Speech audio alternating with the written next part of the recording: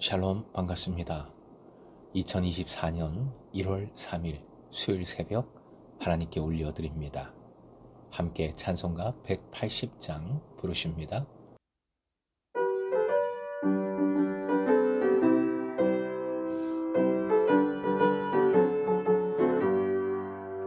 주님 다시 오실 날을 의리할 수 없으니 항상 기도하고 깨어 있어서 기쁨으로 보좌 앞에 우리 나가서도록 그때까지 참고 기다리겠네.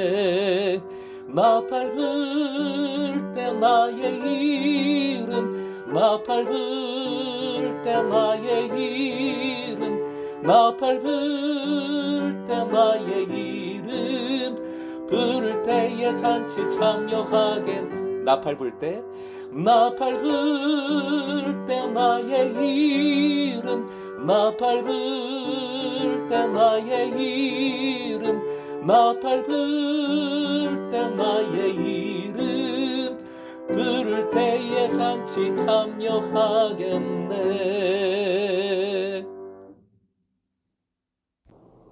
오늘 말씀은 고린도전서 7장 25절에서 35절, 고린도전서 7장 25절부터 35절까지의 말씀입니다. 함께 읽겠습니다.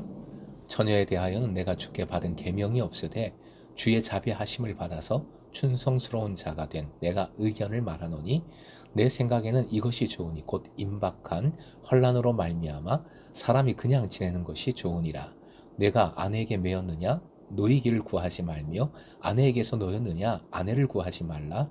그러나 장가가도 죄지는 것이 아니요 처녀가 시집가도 죄지는 것이 아니로되 이런 이들은 육신에 고난이 있으리니 나는 너희를 아끼노라.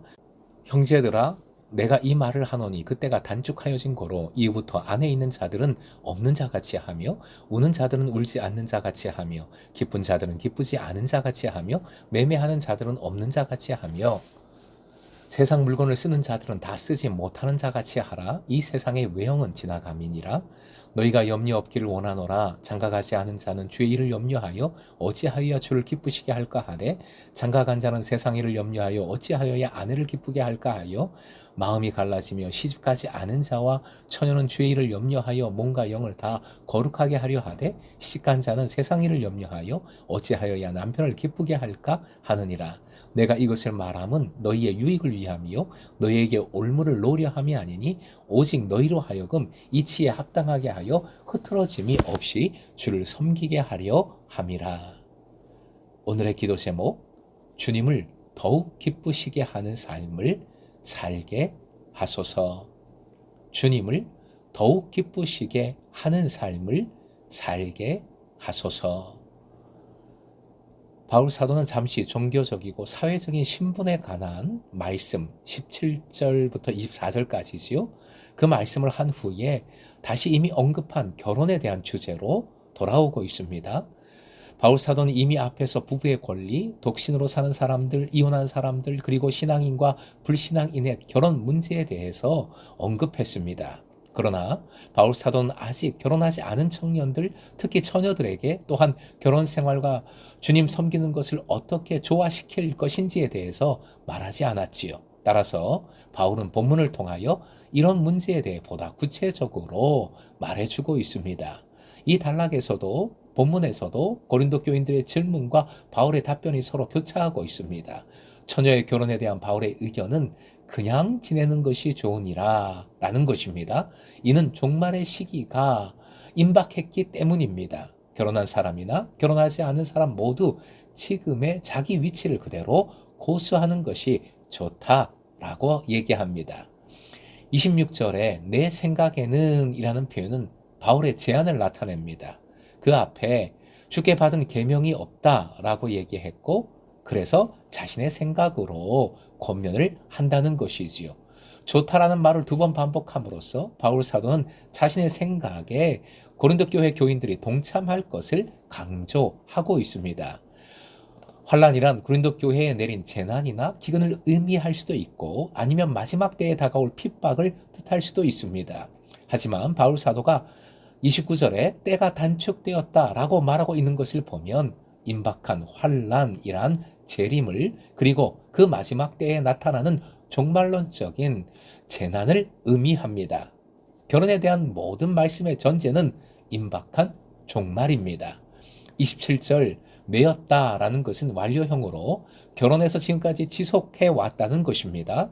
여기에 결혼한 것뿐만 아니라 약혼한 것까지도 포함이 됩니다. 아내에게서 놓였다는 것은 호랍이 된 사람을 뜻합니다. 매였느냐라는 질문은 결혼을 안 좋게 보는 것이 아닌가 하는 생각을 들게 만듭니다. 그렇지 않습니다. 바울 사도는 다만 여기서 결혼을 했던 하지 않았던 간에 지금의 상태를 하나님의 뜻으로 알고 그냥 지내라 라고 말한 것입니다. 왜 그렇습니까? 전제는 동일하지요. 종말이 임박했기 때문입니다. 예수 그리스도의 다시 오심이 결혼이란 삶의 내용을 규정하는 기준이 되는 것이지요.